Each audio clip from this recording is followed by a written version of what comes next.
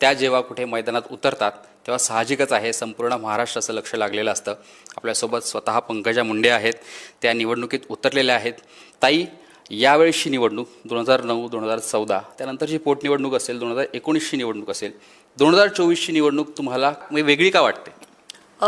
2024ची निवडणूक वेगळी वाटते याचं कारण असं आहे की मी स्वतः उमेदवार आहे. हा एक मूळ फरक आहे. कारण 2009ला मुंडे साहेब उभे होते, 2014ला मुंडे साहेब उभे होते, 2014च्या बाय इलेक्शनला मुंडे साहेब आमच्यात नव्हते आणि 19ला प्रीतमताई उभ्या होत्या. दोन्ही वेळा प्रीतमताई उभ्या होत्या. आणि आता मी स्वतः उभी आहे. मी नियोजन करत होते पडद्यामागचं सर्व प्रचंड परिश्रम सगळ्या निवडणुकात घेत होते.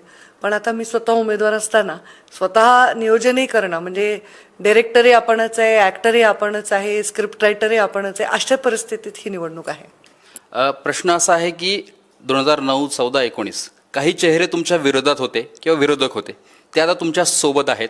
ताकद वाढलेली दिसते का प्रत्येक तालुक्यामध्ये? कशा पद्धतीने मदत होते, कशा पद्धतीने रणनीती आखली जाते यावेळेस निवडणुकीची? खरं तर असं जर 2009च्या पासून आत्तापर्यंतच्या निवडणुकीचा विचार केला तर 2009 आणि 14मध्ये उमेदवार जे होते लोकसभेचे आमच्या विरोधातले ते आज माझ्या समवेत आहेत. 19मध्येही माझ्या समवेत होते. आता तर एक युनिक अशी युती झाली आहे जी कधीच अपेक्षितही नव्हती की राष्ट्रवादी काँग्रेस पक्ष आणि भारतीय जनता पार्टीची युती झालेली आहे. आणि त्यामुळे त्यांची सगळी टीमसुद्धा आमच्या सोबत काम करते आहे. आता सरफेसवरची टीम, त्याच्या खालची बी लेवलची टीम आणि सगळ्यात खालची टीम, ह्या सगळ्या टीमचं नियोजन करून प्रत्यक्षात सगळ्यांना कामाला लावणं हे त्यांच्यासाठी मोठा आव्हानात्मक गोष्ट आहे. आमची टीम तर आधी कामाला होती आणि आताही कामाला आहे. महाराष्ट्रात चर्चा एकच आहे की पंकजा मुंडे या निवडून येतील, यात कोणालाही संशय वाटत नाहीये. पण चर्चा ही आहे की पंकजा मुंडेंना लीड कोणता तालुका सर्वाधिक देणार? कारण की मला ऐकण्यात आलं की इथे स्पर्धा सुरू आहे नेत्यांमध्ये. अगदी जे मित्र पक्षाचे नेते असतील किंवा तुमच्या पक्षाचे असतील त्यांच्या स्पर्धा आहे की पंकजाताईंना लीड हा आमचा मतदारसंघच देणार. असं काही आहे का की काही नेते मंडळी म्हणतात तसं? आता हे सगळे भाषणाचे मुद्दे असतात. भाषण राजकारणामध्ये सत्यता 99% असतेच, पण एक थोडा ड्रामा असतो.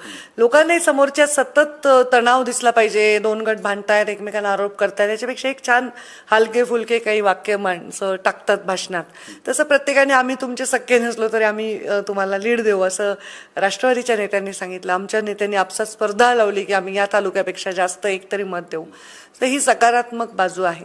पण मी म्हटलं जसं की ए लेवल, बी लेवल आणि सी लेवलच्या टीमचं नियोजन करणं आणि सकारात्मक वातावरण हे सतत ठेवणं हे सगळ्यात मोठं चॅलेंज आहे. तुम्हाला काय वाटलं कुठला तालुका लीड देऊ शकतो? तुमचा अंदाज काय? तुम्ही फिरताय आता.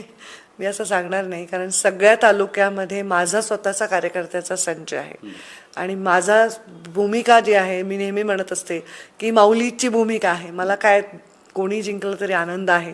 तर मी असं बायस नाही राहू शकणार. मलाही आता उत्सुकता आहे की कोणता तालुका सगळ्यात चांगला परफॉर्म करेल याच्याकडे मला उत्सुकता आहे. पण आम्ही केज मतदारसंघात सुद्धा लीड घेऊ हा मला विश्वास आहे. बीड शहराचा विशेषतः विचारायचं की तिथे शहरी भागाला तर प्रत्येक समुदायाचा तिथे वर्ग असतो, वेगवेगळे अगदी गरीब श्रीमंत सगळे लोक तिथे असतात. बीड शहरावर काही विशेष लक्ष आहे यावेळी? कारण की तिथे आमदार हा विरोधी पक्षाचा आहे.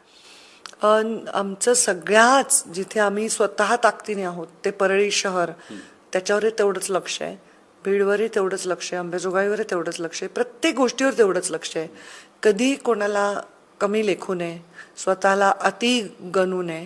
प्रत्येक परिश्रम करण्याच्या क्षणाला परिश्रमच करावे आणि सगळ्या व्यवस्थित गोष्टींची आखणी करावी हा माझा स्वभाव आहे. त्या पद्धतीने मी चालले आहे. संपूर्ण माध्यमाचं असेल किंवा संपूर्ण महाराष्ट्राचं लक्ष बीडमध्ये या एका कारणामुळे आहे की मनोज जरांगे फॅक्टर हा इथे खूप दिसून येतोय. मनोज जरांगे स्वतः तुमचे विरोधक नाही आहेत, ते कधीही ऑन कॅमेरा तुमच्या विरोधात आत्तापर्यंत बोललेले नाही आहेत. तुम्ही देखील त्यांच्या विरोधात कधी बोललेला नाही आहेत, ऑन कॅमेरा असेल किंवा ऑफ द रेकॉर्ड असेल. तुम्ही त्यांना विरोधक मानत नाहीत, ते तर ऑन कॅमेरा म्हणाले की मी त्यांना विरोधक मानत नाही. एकमेकांचा आदर तुम्ही करता.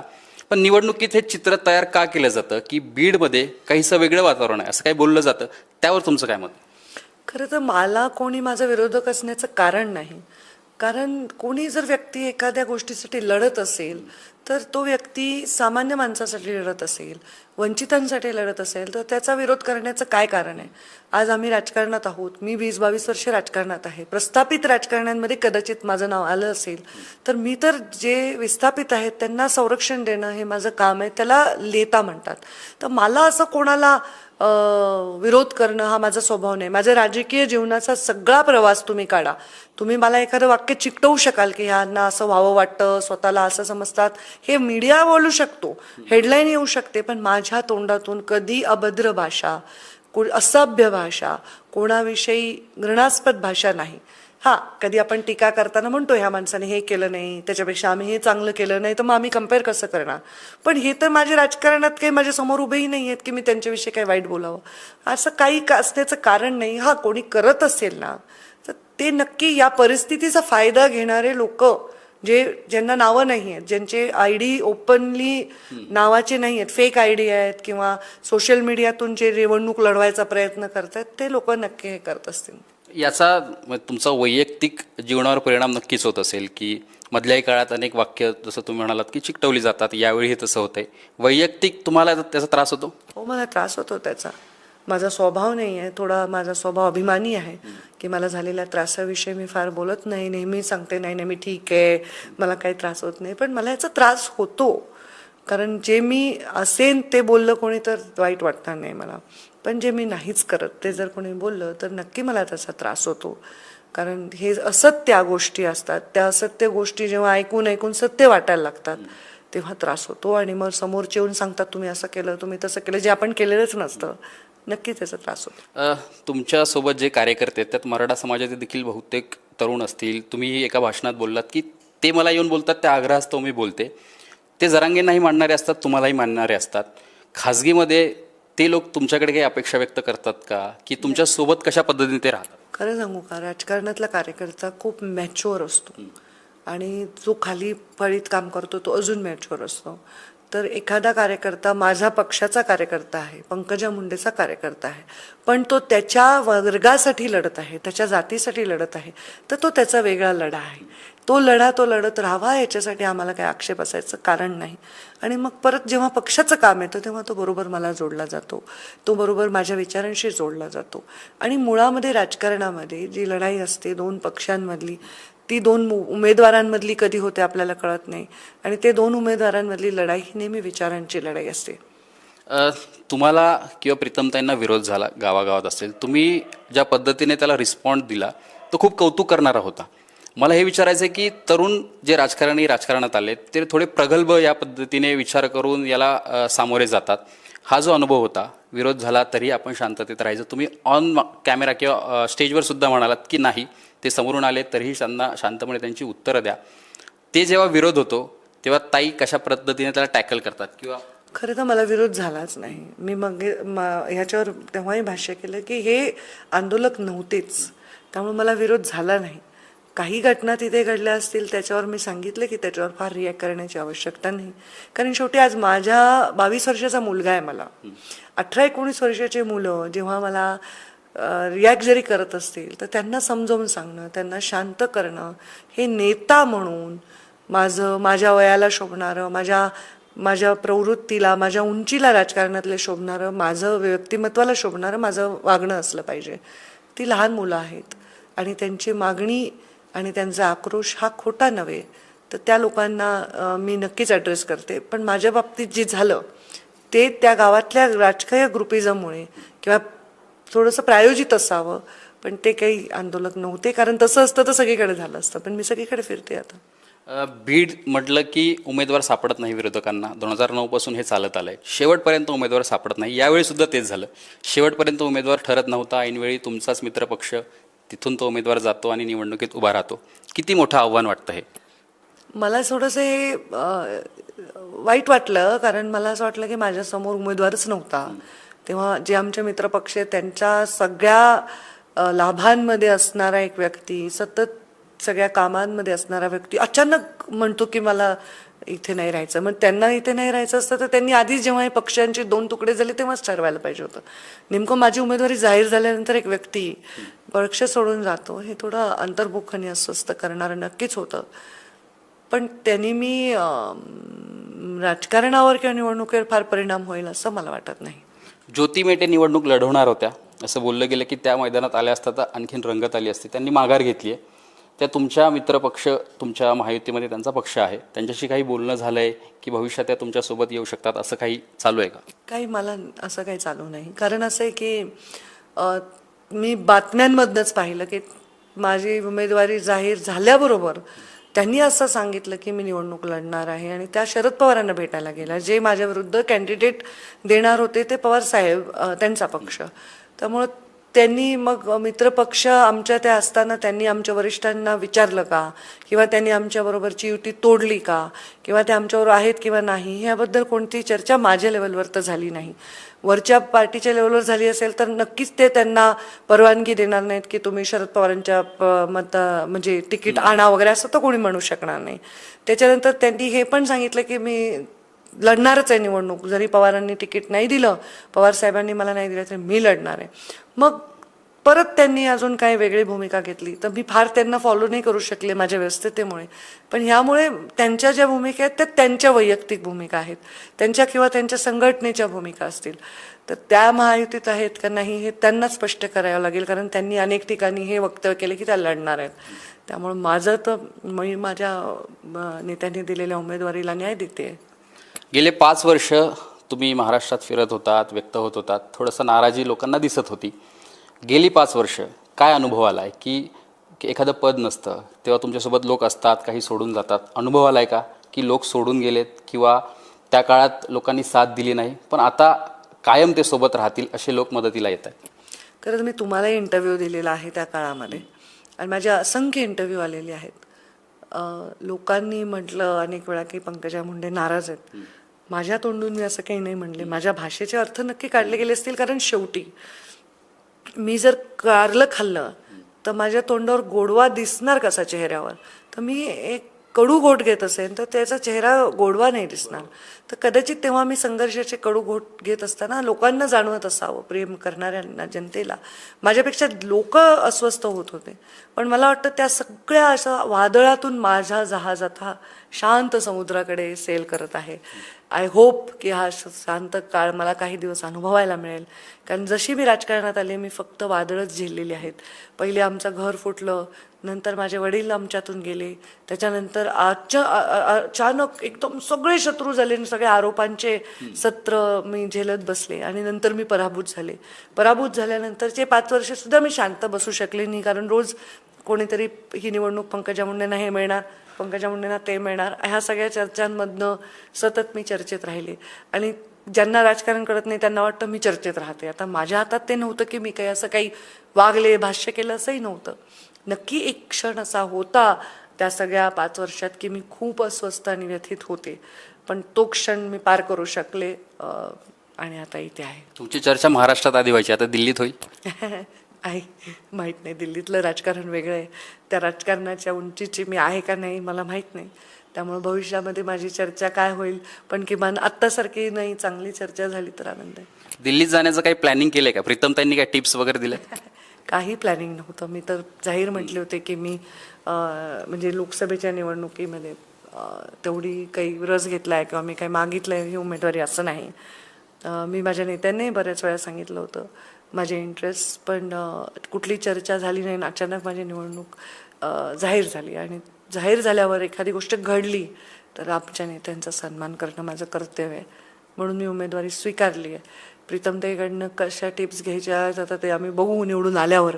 आता तर निवडणूक कशी लढायची ह्याच्यावर फोकस आहे. तुम्ही असं म्हणाला होतात की मुंडे साहेब होते तेव्हा तुमच्यात शर्यत लागायची की कोण उशिरा घरी येईल. आता प्रीतमताई सुद्धा तोडीस तोड फिरतायत. दोघींमध्ये अशी काही चर्चा होते का घरी प्रचार करून आल्यावर किंवा काय? नाही नाही नाही, प्रीतमताईंना आणि माझ्यात अशी चर्चा होत नाही, कारण तिचा प्रचार हा संपर्कावर फोकस आहे आणि माझा प्रचार 2 टप्प्यात असतो. एक रात्री 10 पर्यंत आणि एक 10 ते सकाळी 5 वाजेपर्यंत. तर 2 प्रकारचे प्रचार चालू असतात माझे. तर नियोजन आणि हे सगळं जे आहे ते टोटली माझ्याकडे असतं आणि संपर्क हा 100% प्रीतमताईंकडे असतो. तुम्ही प्रचाराचा दौरा कसा असतो? सकाळी कधी सुरू होतो आणि रात्री कधी संपतो? माझा आता जवळपास 30 दिवस झाले मी एकटीच फिरते. प्रीतमताई 7-8 दिवस फिरल्या, मग त्यांना जायचं होतं कुठे, त्या जाऊन परत आल्या, त्यांच्या मुलालाही परीक्षा वगैरे होत्या, आता त्या परत आल्या. तर माझं सकाळी 8 वाजता वगैरे मी निघते आणि रात्री 10ला शेवटचा कार्यक्रम करून 11-11:30ला मी निवास जिथे असतो तिथे येते. तिथे मी काही लोकांना बोलवलेलं असतं, काही बैठका असतात, ऑफिस कुठे असावं, बॅनर कसं असावं, पॉम्पलेट कसे असावे, जाहीरनामा कसा असावा, रॅलीचा रूट कसा असावा, कुठल्या कार्यक्रमाला काय परिस्थिती असावी, कुठे किती भाषण करावं, हे सगळं मीच बघते ॲक्च्युली. मी तो दौरा पण प्रीतमताईंचा मीच आखते आणि तिथे त्या जातात. ते स्वतःहून हे करत आहेत असं नाही, सगळं आम्ही प्लॅनिंग करतो. तर थोडं वन मॅन शो होतोय आमचा. तर माझ्यावर ताण पडला, त्यामुळे मी आज थोडीशी तब्येत माझी खराब झाली होती, आवाज बसला होता, मला वाटलं आता ऐन वेळा आवाज बसला तर 13पर्यंत भाषणं कसे करायचे. तर त्यामुळे आज थोडा रेस्टचा दिवस होता आमचा. खूप लग्न असल्यामुळे आज लोकांनी विनंती केली की आज सभा नको. मी त्रास द्यायला आलो. तसा रेस्ट नव्हता, तसं कामच चालू आहे, मी भेटीगाठी घेते. पण आम्ही काय केलं, आता बंगल्यावर आमच्या एक ऑफिस शिफ्ट केलेलं आहे. तर लोकांना सांगितलं तुम्ही तिकडे जा, कारण मग इकडे मला काही लोकांच्या भेटीगाठीला अडचण होते, नाही तर आमच्याकडे प्रचंड गर्दी होऊन जाते. प्रश्न असा आहे की तुमचा आवाज तुम्ही म्हणताय बसलाय, पण तुमच्या आवाजाची गरज अनेकांना महाराष्ट्रात आहे. अनेकांना असं वाटतं की ताईंची सभा आमच्या इथे हवीच काहीही करून. तुम्ही उमेदवार आहात, बीडमध्ये थोडंसं वातावरण असेल किंवा चॅलेंज असेल आहेच समोर. काही मागण्या होतात का ताई तुम्ही इथे या, 1 दिवस या, 2 तास या, 3 तास या, सभा घ्या? हो, नक्कीच मागण्या होत आहेत. बीडमध्ये मी म्हटलं ना, मी परिस्थिती कधीही माझ्याच बाजूनी असा ओव्हर कॉन्फिडन्समध्ये नाही. मी समजेन की ही निवडणूक कठीणच समजून मी लढेन आणि प्रयत्नांची पराकाष्ठा करेन. लोक मागतात सभा, नक्कीच महाराष्ट्रातून सभा लोक मागतात आणि माझी खरंच अडचण होती आहे, कारण इथे पण मी म्हटलं तसं वन मॅन शो आहे, सगळं मी ठरवते किंवा सगळं माझ्या म्हणजे मुख्य शेफ असतो ना, तो टेस्ट केल्याशिवाय डिश सर्व होत नाही, तसं माझं चालू आहे. आणि त्यामुळे मला थोडीशी कसरत होते आणि लोक अगदी चेहरा एवढा एवढा करून डोळ्यात पाणी आणून वगैरे पण मला ब्लॅकमेल करतात की ताई या, ताई या, असं चालू आहे. आणि मी शक्यतो वेळ द्यायचा प्रयत्न करते, पण मे बी पुढच्या टप्प्यात जास्त वेळ देऊ शकेन. जनतेला माहिती आहे तुम्ही ब्लॅकमेल लवकर होता, त्यामुळे बघा ना, तुम्ही पण ब्लॅकमेल केलं. मी ब्लॅकमेल करूनच मुलाखत घेतोय खरं तर. ताई, या सगळ्या निवडणुकीमध्ये मुलाचा फोन येतो का की आज जोरदार भाषण आई केलं, किंवा हा मुद्दा चुकला, किंवा असं बोलायला पाहिजे होतं, इथे हे झालं? कारण की आईचं आणि मुलाचं नातं थोडंसं वेगळं असतं. मी सुद्धा आईला माझ्या हे चुकलं, हे मस्त झालं असं सांगत असतो. तुमचा मुलगा काय सांगतो? माझा मुलगा सांगत असतोच, काय चुकलं हेच सांगत असतो तो. आणि तो जणू माझा ऑब्झर्वर आहे किंवा माझा काय म्हणतात त्याला, टीकाकार आहे असं त्याचं असतं. हे करायला पाहिजे, ते करायला पाहिजे. तो मला सारखेच हां, तर थोडा मग मी त्याला घाबरते जरा. तर तो मला सल्ले देत असतो, हे केलं नाही मम्मा, असं का केलं, तसं का केलं. मा म्हणतो तो मला. ॲक्च्युली सगळेच मा म्हणतात, माझ्या घरातले जेवढे लेकरं आहेत, पूनमताईंचे मुलं, प्रीतमताईं, सगळे मला माच म्हणतात. मा असं करायचं, मा तसं करायचं, असं त्याचं चालू असतं. आणि आता त्याला राहवलं नाही आहे, त्याची परीक्षा आहे, पण तो आलाय माझा फॉर्म भरण्यासाठी अमेरिकेहून. खूप त्यांनी मला सरप्राईज द्यायचा प्रयत्न केला, पण अबुधाबीच्या हॉल्टमध्ये खूप पाऊस पडत होता, त्यामुळे मला कळलं. तर आज रात्री तो परळीमध्ये येतोय आणि माझा फॉर्म भरण्यासाठी येतोय. 2 दिवस पुढे थांबून मग तो जाईल. त्याला राहवलं नाही, कारण त्याला पण 5 वर्ष त्याला खूप हौस असायची, मला हे मिळावं, मला ते मिळावं, त्याचा खूप धडपड असायची. पण तो मला पटकन कौतुक करत नाही, पटकन टीका करते, पटकन कौतुक नाही करत. चांगलं झालेलं सांगत नाही, पण चांगलं नाही झालं तर पटकन सांगतो. त्याला माहिती आहे की तुम्हाला कळ येतोय? काय त्याला माहिती आहे की तुम्हाला, की तुम्ही येताय, म्हणजे तुम्हाला माहीत झालं मला. तुम्ही थोडासा प्रयत्न करत होता, पण माहीत झालं मला. ओके. तर ताईंसोबत आपण गप्पा मारलेल्या आहेत. दिलखुलास पंकजा मुंडे आपल्याला खूप दिवसांनी आज पाहायला मिळाल्या. बीडमधली लढत अटीतटीची आहे, पण ताईंना विश्वास आहे की त्यांचं जहाज समुद्रात पार होईल. ताई, खूप खूप धन्यवाद.